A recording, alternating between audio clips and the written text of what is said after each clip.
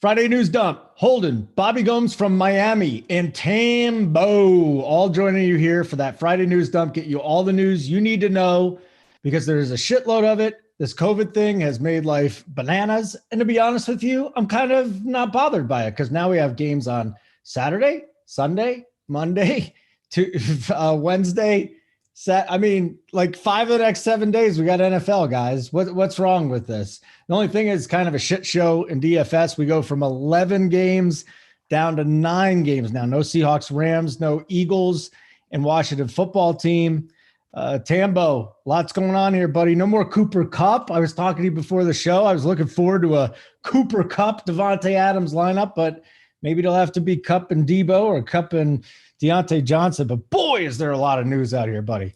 Yeah, it's crazy. And you said it too. The holidays is going to be filled with football. 8 of the next 10 days now. We're going to have showdown slates. Maybe they're going to do 2 gamers, 4 gamers. We're going to have a lot of stuff going on. Of course, over here at RPS, we'll have you covered with the content. But I'm definitely excited, at least for the fact that we're still going to get the games. They're not just going to completely move them off. I know at the start of the season, they talked about forfeits and things like that, but that's not looking like it's going to happen. They got to get their money. So they're going to get it, and we're going to get our games. It's just like you said, for Miami Bobby down there, he's going to have a little bit less of a slate to work with for that live final. But man, what if they just canceled the whole thing this week and postponed it all? And you would have been down in Miami. Come on. Don't do that to Bobby Gomes, Tambo. Come on, man. He's down in Miami at the club till 3 a.m. He's having a good time.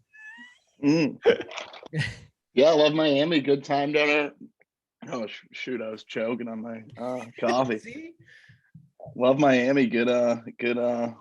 Ready what time were you out till? What'd you do last night? We went to Morian, and then we went, I don't know. They went to a bunch of people went to 11. I just went home. Couldn't do the 11 thing. That's the club, correct? The club 11, yeah. The club 11 to like 7 a.m., I guess. They were all out, but I just stayed in my house. All right. Well, you know what? A whole bunch of players are staying in their house too, Bobby. Let's get to it. Hold on. The Lions just did their thing. So Swift is officially out. That's the only thing we got there. Okay. So we got some news just before we came on, guys. Lamar Jackson is now questionable. So John Harbaugh said he still has a chance to play. They made him questionable. Tyler Huntley would start against the Packers if Jackson does not play. But here's my question for you, Tambo. Like, even if Jackson plays with an ankle injury, is this what we really want to do? Is this the week, you ever want to target that?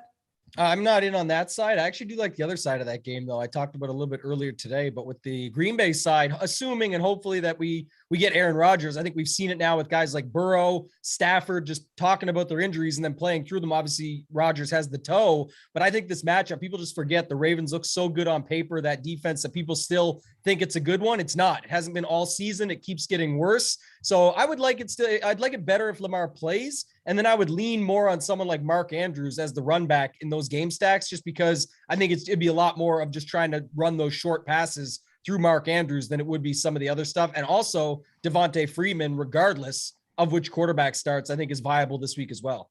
69% snap rate last week. He's had at least 14 touches over the last 6 weeks, and he's running routes at a 60% clip of dropbacks the last 2 weeks. So I like that Devontae Freeman call, Tambo. You've been on fire.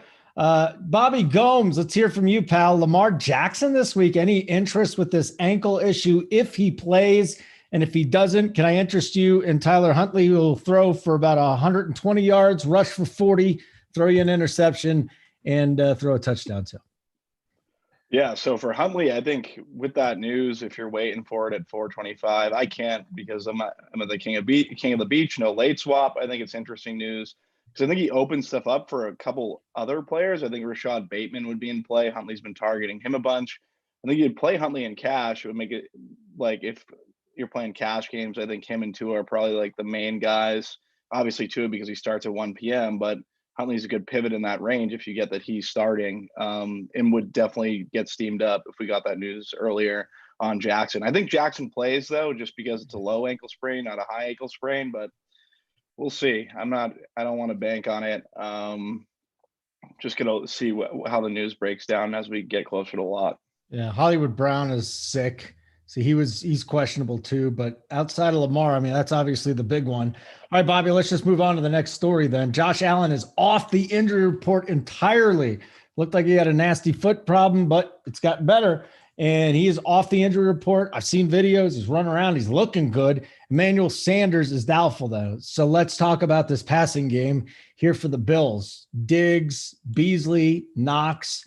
What do you got? Any thoughts on the Buffalo passing game this week? Yeah, snap percentage for Gabe Davis has gone up increasingly. I think at 3.7, he's someone you're considering for cash games. You're considering him in tournaments. Stephon Diggs is going to see Stephon Gilmore, so might even bring more coverage, more usage his way, and also Cole Beasley, whose workload, he was being outsnapped by Sanders. His workload's now going to increase a little bit more in the PPR games. Dawson Knox is always fine, so I guess you can utilize a bunch of those Bills. Tambo, the Buffalo offense. Now that it looks like Josh Allen's doing well. First of all, what's your take on Josh Allen with all these quarterbacks? He's the highest price on DK at 8-1. And what do you want to do with his pass catchers? I'm going to wait a little bit till Sunday and see the ownership to make final decision, but well, probably Saturday evening, and then we'll talk about it on Sunday on Off the Chalk over here on this channel at RPS 8:45 a.m. Eastern, free show. But Gabe Davis is picking up steam already. I think he'll be very popular in the live final at 3,700. Bobby mentioned it, cash games. You got the Sanders news today. I think he'll be in as one-offs. I think he'll be in as stacks. I'm going to try and look at it almost like the situation that we do every week with Tom Brady and the Bucs, where if it's going to be Brady, Godwin, Gronk, maybe I'm going to look to use some other guys around that can get utilized instead. I definitely think they're going to score points. The total's there. The spread is there in their favor at home, everything they've got going for them. But I'm going to try and get a little bit different within it. And maybe it's Diggs and Knox, because Diggs is more expensive and most are going up to Devontae Adams, where you can get a little bit different that way and then mix and match from there. But if it's just going to be all the ownership on Gabe Davis, it was awesome to see last week. I sort of teased it a little last week on the show. I said I saw a tweet that he had like 30 to 40 of his family members in the stands, went out and had a pretty good game. Obviously, the Sanders injury didn't hurt him any, but I do think that he'll be popular this week. So I'll look to get on to the other Bills instead. All right, let's continue the conversation here. But before we do, RPS Heater 25 is back, everybody. RPS Heater 25. Hopefully you got in on the Sabre 15 with Sabre Sim. If you didn't, you still get 25% off your first payment of a monthly plan, RPS Heater 25. Okay, so we got through Lamar. We got through Josh Allen. And now it is time to get to the other side of things. I know it's a defensive injury report here, but Kenny Clark, defensive tackle, he's probably not coming off the COVID list. So just something else to add when we're talking about the running game for the Ravens, if they can keep this any chance of keeping it close. Kenny Clark is out. And again, on the Ravens side, the whole secondary is decimated. They've all been knocked out. Tambo, Cliff Kingsbury says James Conner and Chase Edmonds should be active against the Lions. Any interest in either one of those guys this week? Yeah, I guess with the way the slate's shaping up, I could have a little bit of interest in Connor. I didn't expect that, actually. I thought at the start of the week it might be Edmonds where we'd be thinking about, but anybody in a matchup against Detroit is usually in a good spot. So I can definitely have some interest in him. He actually feels like a guy that won't be as popular when you think about all these cheaper options that people are going to be going to at the James Robinsons, who we didn't talk about or anything like that, but these guys will be more popular. So we'll see how it goes. I definitely could have some interest in James Conner, though. Okay. How about you there, Bobby Gomes? Because last week, if you ran both running backs that were playing the Lions in your lineup, you had a very good week. Yeah, that's a good point. Javonte Williams and Melvin Gordon. With Connor, Chase, they're both in really good positions. I think you could use both of them. I wouldn't play them together. Definitely think that I would prefer Connor, but Chase makes sense for GPPs. With the slate now being in a 9-game slate, I wonder how much chalkier Connor is going to be. You're taking Darrell Henderson off, so maybe his ownership goes up a little bit. So maybe Chase is a good pivot. That's pretty much what I'm thinking for the Cardinals running backs. Okay, Bobby, the other side of that with D-Hop out is Antoine Wesley is supposed to he's supposed to play the role of DeAndre Hopkins from here. And what did he have last 8 catches off 11 targets, 113 yards. That's the couple of games that he's played. And he did have to step in 2 weeks ago, or actually it was late November, and he had 4 for 44. How deep of a dive is Antoine Wesley against the Lions? Seems pretty deep in a game script where they'll likely be ahead. Rondale Moore with the flop lag, I think he's someone you can go to. I wouldn't chase AJ Green. Christian Kirk, like he's on the field every one of the snaps. I don't mind Kirk. I think those guys are all. And also Zach Ertz is another one. If you want to stream a tight end, I think the construction for tight end is going to be a pay down. I think Ertz is probably like a middling price tag, so you could play Ertz. All right. Any thoughts on that, Tambo? If not, we'll just move on to the next one. I think Anton Wesley is the Texas Tech guy, right? He is. He's Clips guy. I think he kind of likes him, but some of the guys Bobby mentioned, I do have more interest in. I think that's another thing is if these running backs, I should just note that if these running backs do pick up steam based on these other games dropping off, I think you just go back to the previous one we talked about. Josh Allen's so expensive, $200 less, get Kyler, stack up some of these guys. Ertz, Rondale Moore, flop lag, like you mentioned. And then Kirk had multiple chances. I played him in Showdown. I unfortunately did not know in Showdown the other night that it was the AJ Green, get your man 10,000 yards game, and they were going to target him all game long. So that took away from the other guys, but Kirk still had a couple big grabs down the field. So I could go with like a Kyler, Kirk, Ertz stack and do it that way while everybody picks up on the running game if that's how it's going to go. Ooh, I just got a little news here. Tyron Smith's out again for the Cowboys. So that offense is not the same without their left tackle. Tony Pollard still could play. He's questionable. Tambo, this just popped up, though. I don't know how much interest you had in Dak or Elliott or anybody else from that game, but just a real quick thought now that Smith is officially out.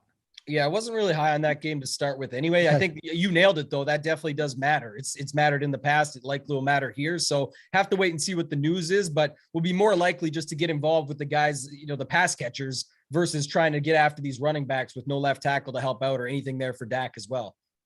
What do you think here, Bobby Gomes, on the Dallas offense?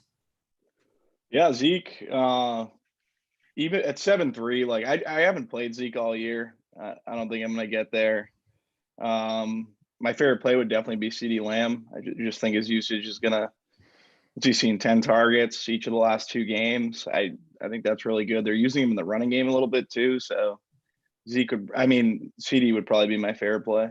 Okay, let's keep going. This is a little breaking news, but I know, Tambo, you wanted to talk about James Robinson. It's looking up, and it's looking like it's going to be James Robinson week without Urban Meyer. Carlos Hyde is out now.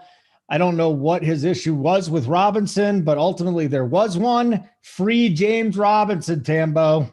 Man, I got to bring this up because most watching this probably didn't watch the show that I did last night. Bobby stepped in for JT Hayes, Mayo Media Network show we do. And live in the show, we were thinking about, okay, so who steps in? It's Darren Bevel, the offensive coordinator, who's stepping in to coach. I said, let's look up some of his history. And I don't know if you'll know this, Holden, but it's like a Jeopardy type question. Who is the play caller that switched it from a run play with Marshawn Lynch to a pass play interception in the Super Bowl when they lost? And it's Darren Bevel. So maybe he's not as high on the run game as we think. He doesn't even jam it in when you can win the Super Bowl. And so I'm not sure about this conversation around just because Meyer's gone, we're going to get James Robinson all day. But listen, we should. I think he's going to be a staple in cash games. I think he'll be extremely high owned in something like where Bobby is down at the live final just because he's $5,400. Jam him in the defense. I should note, though, again, it was with Urban Meyer versus without, but just a couple weeks, 2-3 weeks ago now, we had James Robinson week, as it was dubbed, with everyone plays the Jags D and Robinson against Atlanta, and it ended up being the Atlanta Falcons defense against Trevor Lawrence and Cordero Patterson as the opposite running back that went off and just broke the slate, essentially. So not saying Houston can do that here, but I don't think it would be a bad idea to look at some alternatives versus just rolling that out in every large field tournament that you play. Okay, we got official news here from the Lions. TJ Hawkinson is on injured reserve. I don't know if anyone had any thoughts of playing him. Marquez Valdez-Scantling is questionable. You've got Aaron Jones. He is going to play, so that's good. The illness is not going to keep him out. And Zach Ertz with a hamstring. Bobby, if there's anything from that you want to talk about, fine. I got more news to get to, though. Ertz with a hamstring, I don't like, but you don't like it. I was playing, I'm probably not playing Ertz in the live final, but if I was playing in the $15, I might have some interest in Ertz. Okay. No Elijah Mitchell, 0 practices in 2 weeks because of the concussion. I mean, it's Jeff Wilson, Deebo Samuel, and JaMychal Hasty is what it is, Bobby Gomes. Deebo looked explosive on that touchdown run. I do wonder if they're like limiting his touches or he's just not 100% because the groin. But boy, now that Cooper Kupp's off the slate, what do you think of Debo? Yeah, it's a tough call, right? Debo, 8K there. He's seen 3 receptions in the last 3 games, but he's obviously getting the rushing work, and you can absolutely destroy Atlanta both in the passing game and the rushing game. I think Debo's firmly in play. Jeff Wilson also firmly in play. Without Mitchell, those would be 2 guys that I'd have the most interest in. And Kittle's been on fire. My issue is with Kittle. He's been so good that when are we going to get that down week, right? That's kind of what I'm thinking about. Hey, Tambo, what do you think the fallout is with Mitchell likely not playing again? Kind of what Bobby just said, but I'm actually more in on Kittle. I think the fallout will be when we get full strength. Ooh. And if they're not going to have that, then I think that's what you got to lean on. He's a little bit cheaper. Most people, like you said, are paying down at tight end. The thing about Debo is you're not surprised if he goes out and chucks up 30 or 40. We know it's possible. They're rushing with him. They're using him inside the red zone. They're, sometimes giving him targets still, but, and they've shown the propensity to use him more when Elijah Mitchell is out. But the challenge is then when you go pull it up and you're like, okay, 1 target and 8 rush attempts, even if some of them are higher value, it's attached to 8,200. If you thought of it, if Elijah Mitchell was 8,200 this week, it's at the running back position. At least you could consider it with less guys on the slate. When it's 8,200 at wide receiver, yes, you'll get the lower ownership. You pay up for probability and get that situation there. But I don't know if it's going to be as worth it. And there is other guys. You mentioned guys like CeeDee Lamb. There's, Jamar Chase, guys down from there into the 6 and 7, 5 and 6K range. So it's tough to go there when you have all these other options. I do tend to like Kittle a bit more. I don't like this Ertz thing now either, Bobby. Added to the injury report today. He did practice. He was limited. Listen, if you guys are playing Zach Ertz this weekend, though, and I'm sure he's firmly into discussion for a lot of people, make sure you keep an eye on that, though, because that thing popping up late in the week is not my favorite thing to see. Okay. Next place we need to go, the Jets. Hey, come on, Tambo. Michael Carter's my boy. He's supposed to have a quote-unquote significant role, according to Robert Saleh. He's coming back, man. He was great. 61% of the rushing attempts from weeks 4 to 10. The rookie is going to have fresh legs, but can we trust his workload? Might surprise you, but I'm with you this week on it. I actually liked it beforehand. Now the slate's getting trimmed down. I think, look, Zach Wilson is absolutely horrible, but the one guy he might be able to get the ball is the one that's closest to him. So why not get it to this guy and let him go do the work? And I think there is an opportunity. And sometimes it can be game script independent, almost like a mini DeAndre Swift, where whether they're up or down, likely down, being that it's the Jets, you still have opportunity for him at that price. You can also get him in there and run some of those mini stacks or use him as a run back with the Miami side, because I know the Miami side is going to be popular. And we didn't talk about this, but with the Gaskin news that he's going to play now, or he cleared the protocols or whatever, that makes it a little bit interesting, even more so on Carter, because I think people would be more inclined to go with the Gaskin side against the Jets. It just seems so obvious, but Carter can still get used in that game plan. So I think he's a good play this week. Oh, that's the other side of the equation. We'll get into the running backs for Miami in just a second. Bobby Gomes, Michael Carter in the Millie. Can I interest you? Yeah, again, large field Millie, I think he's fine. Versus the Dolphins D in Miami. I'm down in Miami. I understand why teams, when they come to Miami, they have a tough time. A lot of stuff going on down in Miami. So, yeah, I don't know if I'm going to play Carter in the live final, but you can definitely play him in the $15. Okay. Tambo, Gaskin, and Ahmed are available. Both are on track. Are you going to have any Gaskin, or maybe the pivot is to Carter? Gaskin. Yeah, no, I'm not probably going to play much. The one place I would play him, though, we don't talk a lot about site specific on here very often, but he always makes more sense. Hoop talks about this all the time. It just makes so much more sense on FanDuel. Jam in a couple touchdowns. That's really what he does. If you go back and look, it's just tons of touchdowns throughout the year that you can just find where you can jam a couple in, but it's not going to do much for you over on Draftkings. The one thing I said yesterday, though, if you are going with Miami defense against Zach Wilson, who we talked about, you can use him with the Miami defense and get the correlation that way. Hopefully they put him in scoring position a couple more times than normal, gives them even more opportunity to put up a better score. All right. So again, we've got no Washington, Philadelphia players on the slate, and no Rams and Seahawks players on the slate. No Cooper Kupp. So a little disappointed about that. Excited, though, that we're going to have football like every single day for the next month, it feels like. Next, How about in the same game as Deebo Samuel, Cordero Patterson? They're kind of doing the same thing now. Wide receivers playing running back, slashes. I mean, it's fun. And Arthur Smith, though, he said he's starting to manage touches for Falcons veterans, including Cordero Patterson. And we have seen Mike Davis do a little bit more work here over the last couple of weeks, Tambo. Have you had any Cordero Patterson? And if you do, what do you think about the whole offense now, the veterans getting cut back? Yeah, I haven't had any of them. I tried it at the start of the season with our boy JT Hayes. It never worked. No. The one game that Pitts went off was a showdown slate. So there's just nobody there. Cordero Patterson obviously has worked, but you had to be in on it. Like you either got it or you didn't. I didn't. I missed it. So I'm not going to get after it now. I'm not sure what his history is as far as sort of that speak goes around. We're going to do this and what actually ends up happening. But again, like I said, it's just going to be too late for me to get after chasing it anyway. This matchup against San Francisco, I'm not really loving it. So I think there's a lot of other options and guys that you could go to instead of him. And he'd be the only guy, Patterson, that is, that I'm talking about, that I would have any interest in if I was going there. Okay. Bobby Gomes, break it down for me. Anything from the Atlanta side? And what are your thoughts on the veterans getting their workloads kind of taken back now? Yeah, I haven't chased Patterson either. Regrettably, he's been good, right? In terms of like wanting to play these Falcons guys going across country, I really didn't have a ton of interest. Patterson for his price tag, I think is interesting at 6,900.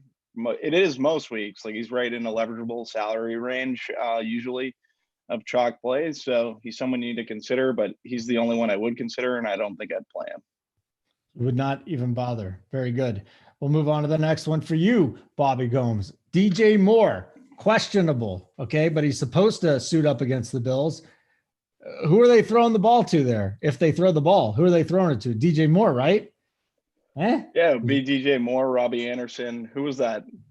Marshall. I forget his first name. His Terrace Marshall, is he even Terrence playing? Marshall. I don't know. He hasn't been getting snaps. Yeah. No, he's not even playing. So that's the only. They're going into Buffalo. I really don't have a ton of interest in their passing game. Maybe Tommy Tremble, tight end, but yeah, not for me. Not this Panthers situation. They're in a lot of trouble. If you want to, hey, Tambo, if you wanted to go and have a run back with the Bills, I mean, do you even need to have one? I don't think so. I say this all the time. Everyone disagrees with it, but like I said, my thing about run backs, just real quick, it's not a strategy show, but I just tell people like the thing to me is, are they playing a shitty team? If they are, you don't need a run back. It doesn't automatically make it work. The Bills could win 38-0. You'd need they'd be putting up a lot of points at that rate, especially with injuries and the fact that they don't use their running backs as often as most other teams when they've got guys like Josh Allen that can just run in. Now he's got the injury. It could be a whole nother conversation, but you get what I'm saying and why you wouldn't need it. And the funny part is, though, our boy Hoop, who we brought up before, Throbby Robbie, someone brought it up the other day. Throbby Robbie, with the worst scores, has still managed to be on 2 Millie Maker winners in the $20 Millie Maker this year, where he just was kind of the last piece that fit, I guess, that kind of just made his way in there. He did not create the Millie Maker winner, but he was on it. So that's kind of the interesting piece if you did want to run it back there, Robbie Anderson. Mike Glennon starting for the Giants. Sterling Shepard is questionable. We just want to fire up the defense, right? We just want to go against the Giants here. Yeah, that just downgrades all Everybody. Giants pieces. Yeah. They're just out of the discussion. And then another defensive note here. Kenny Young and Draymond Jones are doubtful for the Broncos going up against Cincinnati. Young is the guy that basically replaced Von Miller. They traded for him. He's been terrific. He's helped stop in the run. Jones has been good pass rushing. So a couple of pretty key figures on that Denver defense is out. Just keep in mind of that if you're going to roll out some Bengals, whether it be Burrow or Mixon or anyone else. Anything else you guys have on your mind here? Did you want to talk about Brandon Staley? Do you want to talk about drinking in Miami? Or are you ready to get on with your life, Bobby Gomes? I'm ready to get on with this week 15, get back out here in Miami. But yeah, no, the Mixon situation I think is interesting. I think sometimes you have these defensive calls, Holden. I think these two defensive linemen for the Bengals give some credence to Mixon if he's going to be lower owned relative to the other running backs on the slate. Yeah, I think he gets yards. It's going to be tough for him to get in the end zone is the only thing. Like I could see him with 100 yards and no touchdowns. Tambo, any final thoughts before we get out of here? Yeah, I wish I was with Bobby in Miami. He's getting invites right in the YouTube chat for Club 11 to run it back tonight. He didn't go last night, though, so you got to go at least once while you're down there, Bobby. I know you've been there before, but I would recommend that. Holden, I did want your Staley thoughts, though. You brought it up, so I know you got something to say. What are your thoughts from last night? I love every single one of them, but the decision to pass up the 46-yarder. And I know the numbers say they had a 4% better chance of winning if they went for it there. But there's got to be some exceptions in a game, and putting yourself up 4 over 1 is just, to me, it's a gamble that didn't pay off, especially the way the game was being played at the time. I think it was 14-13 later in the third quarter. So the game hadn't picked up yet. So yeah, listen, I'm good with it. Go for it. This is what you do. That's your MO. Go for it. But I didn't like that one. And all the numbers guys say, no, this is 4% better. I get it. But I think in that instance, you could kick the field goal and kind of change the way that the game is played. Yeah, I'm pretty much with you. I think I saw the thing today too. Someone posted like the obvious of that is that you normally the benefit is you pin them back and you've got all this other stuff that comes out of it there. You don't really get it. You either do it or you don't. But I do like that he was pretty confident after saying, listen, this is just who we are. And I'm tired of it. Like watching teams kick field goals when they're down or up, like just to say they got the few points. Like he said, I know one thing he said is you don't win games kicking field goals here. You win games scoring touchdowns, especially against a team like the Chiefs. So I can't really hate on him for that either. I thought it was pretty good overall. Yeah, again, the one decision I remember him not running it, I'm going, this is a bad call. Like, I love that you go for it on fourth down, A, from a strategy point, and B, because it's exciting. Like, I love teams going for it on fourth down now. You know how much more exciting NFL games are? I thought they were already great, but now it's I love it. As a Ravens fan, I get to see it all the time. The Ravens do this 24/7. Sometimes, though, it's the same situation where you think about it like that. But I do also think about that movie, Butterfly Effect, and just the thought around it. Like, if they kick the field goal there, everyone's like, that would have won them. There wouldn't even have been OT because this happened and that. But you don't know if the rest of the game goes that way, because if that happens, that changes gears. Maybe different adjustments are made, or who knows, right? You never know. But it's just, we love to sit back on Twitter, especially me personally, just sit back and listen and watch other people just analyze it and go crazy over it. So it makes for pretty good content and a good time overall. Yeah. The other thing I'll say, and I don't think this was brought up either, Dustin Hopkins was cut by Washington, so he's missed some kicks. And maybe Staley was just protected. He didn't feel comfortable with it. I don't know. Bobby Gomes, any final thoughts on this now? Yeah, I think that's a good point by you, Holden. Maybe Staley was uncomfortable with running him out there, and that's why he didn't end up letting him kick the field goal. Outside of that, I just want to get back out in Miami and ready to party at this championship. All right, go have a good time, buddy. Go have a good time. Tambo, wonderful to see you. We'll catch you Sunday morning, getting things going at 8:45 Eastern, 9:45 your time zone. And what's that? 6:45 my time. So I wake up at like 5:45, an hour later. What do I got? I got the Tambo on with JT and AP. Of course, me and the big guys, Big T and Hoop. Is Big T doing the Sunday show down from there this week? Bobby, have you seen Big T? I've seen him. Yeah. I would imagine he's doing it, right? He's doing a lot of stuff for DK though. So I haven't hung with him too much. I was trying to get him out last night, but he ended up just staying in. So, yeah, he's doing like all the Draftkings shoots with whistles and Osmo and stuff. You gotta track Tony down. I mean, come on, if he wants to hang out with you till 4 a.m, you gotta go, right? Oh yeah, definitely. All right. Tambo, wonderful to see you. And of course, our premium shows. I got the premium show coming up later today with JSU and Tony. Take you up to lock on the NBA and the final countdown. Sunday, JSU, JJ hops on the show with myself, up to lock on the final countdown for the NFL. So RPS Eater 25 is still the code. And don't forget, hit the like button on the way out, or if you're watching this on tape, just hit it now, and then you can go back and watch it 3 or 4 times because you love us. Okay, for Bobby and for Tambo, Helmet, please get us out of this area.